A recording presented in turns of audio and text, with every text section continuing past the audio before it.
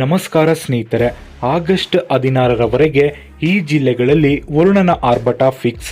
ಕರ್ನಾಟಕ ರಾಜ್ಯದಲ್ಲಿ ಮಳೆ ಅಬ್ಬರ ಮುಂದುವರೆದಿದ್ದು ಹಲವು ಜಿಲ್ಲೆಗಳಲ್ಲಿ ಈಗಾಗಲೇ ಹವಾಮಾನ ಇಲಾಖೆಯಿಂದ ರೆಡ್ ಅಲರ್ಟ್ ಅನ್ನು ಘೋಷಿಸಲಾಗಿದೆ.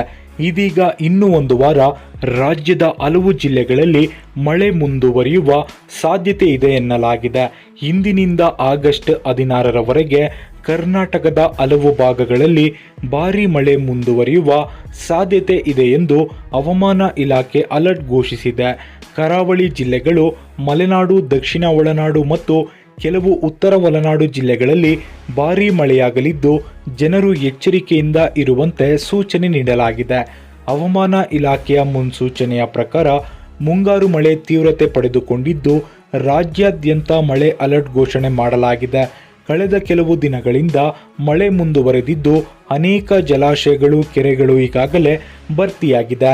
ಕೆಲವು ಜಿಲ್ಲೆಗಳಲ್ಲಿ ಈಗಾಗಲೇ ಭಾರೀ ಮಳೆ ದಾಖಲಾಗಿದ್ದು ವಿದ್ಯಾರ್ಥಿಗಳು, ಕೃಷಿಕರು ಮತ್ತು ಸಾಮಾನ್ಯ ಜನರು ಅನಗತ್ಯ ಪ್ರಯಾಣವನ್ನು ತಪ್ಪಿಸುವಂತೆ ಮತ್ತು ಸ್ಥಳೀಯ ಆಡಳಿತದ ಸೂಚನೆಗಳನ್ನು ಪಾಲಿಸುವಂತೆ ಕರೆ ನೀಡಲಾಗಿದೆ. ಇಂದಿನಿಂದ ಆಗಸ್ಟ್ 16ರವರೆಗೆ ಮಳೆ ಮುನ್ಸೂಚನೆ.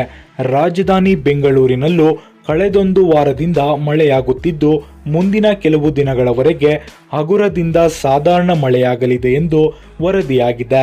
ದಕ್ಷಿಣ ಒಳನಾಡಿನ ಹಲವು ಜಿಲ್ಲೆಗಳಲ್ಲಿ ಭಾರೀ ಮಳೆ ಸಾಧ್ಯತೆ ಇದ್ದು ಬೆಂಗಳೂರು ಗ್ರಾಮಾಂತರ, ಚಿಕ್ಕಬಳ್ಳಾಪುರ, ಕೋಲಾರ, ಮಂಡ್ಯ, ಮೈಸೂರು, ಕೊಡಗು, ಹಾಸನ, ಶಿವಮೊಗ್ಗ, ಚಿಕ್ಕಮಗಳೂರಿನಲ್ಲೂ ಇಂದು ಮಳೆಯಾಗಲಿದೆ ಎಂದು ಮುನ್ಸೂಚನೆ ಹೊರಡಿಸಲಾಗಿದೆ. ಕರಾವಳಿ ಕರ್ನಾಟಕದಲ್ಲಿ ವ್ಯಾಪಕ ಮಳೆಯಾಗುವ ಸಾಧ್ಯತೆ ಇದ್ದು ಕರಾವಳಿ ಜಿಲ್ಲೆಗಳಲ್ಲಿ 30ರಿಂದ 40 ಕಿಲೋಮೀಟರ್ ವೇಗದಲ್ಲಿ ಗಾಳಿ ಮಳೆಯಾಗಲಿದೆ ಎಂದು ಹೇಳಲಾಗಿದೆ. ದಕ್ಷಿಣ ಕನ್ನಡ, ಉಡುಪಿ, ಉತ್ತರ ಕನ್ನಡಕ್ಕೆ ಮಳೆ ಮುನ್ಸೂಚನೆ ನೀಡಲಾಗಿದೆ.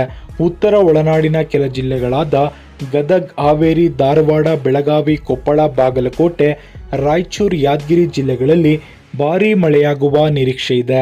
ಬೆಂಗಳೂರಿನಲ್ಲಿ 30ರಿಂದ 40 ಕಿಲೋಮೀಟರ್ ವೇಗದಲ್ಲಿ ಗಾಳಿ ಬೀಸಲಿದ್ದು ಈ ಬಗ್ಗೆ ಭಾರತೀಯ ಹವಾಮಾನ ಇಲಾಖೆ ಮಾಹಿತಿ ನೀಡಿದೆ. ಈ ವಿಡಿಯೋ ನಿಮಗೆ ಇಷ್ಟ ಆಗಿದ್ರೆ ಲೈಕ್ ಮಾಡಿ, ಶೇರ್ ಮಾಡಿ, ಕಮೆಂಟ್ ಮಾಡಿ. ನಮ್ಮ ಚಾನಲನ್ನು ಸಬ್ಸ್ಕ್ರೈಬ್ ಮಾಡ್ಕೊಳ್ಳಿ ಸ್ನೇಹಿತರೆ.